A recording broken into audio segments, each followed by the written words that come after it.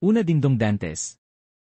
Alam mo ba si Dingdong Dantes ay ang nagmamay-ari ng napakagarang Maserati Gran Turismo na nagkakahalaga ng mahigit 7,500,000 piso.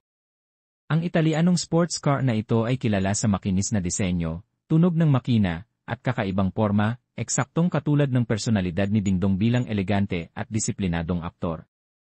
Ang Maserati Gran Turismo ay hindi lamang mabilis sa kalsada, ito ay simbolo ng tagumpay, dedikasyon, at mataas na pamantayan.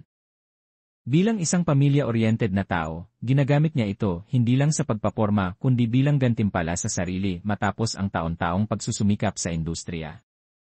Ang interior ng sasakyan ay puro karangyaan, leather seats, wood finish, at isang makina na parang musika sa tenga ng mahilig sa kotse.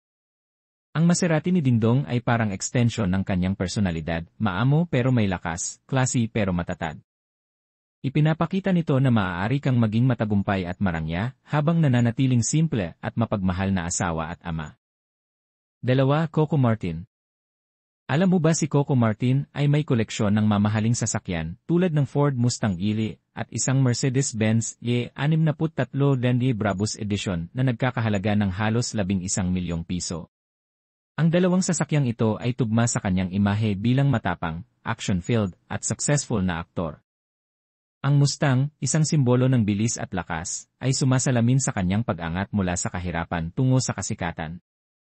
Samantala, ang Brabus E63 Dendy naman ay isang high-end EV na kilala sa world-class performance at luxurious interior, eksaktong akma sa isang hari ng aksyon.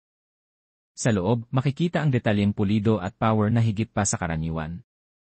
Para kay Coco, hindi lang ito tungkol sa presyo, ito ay representasyon ng bunga ng kanyang tiyaga at pagiging determinado.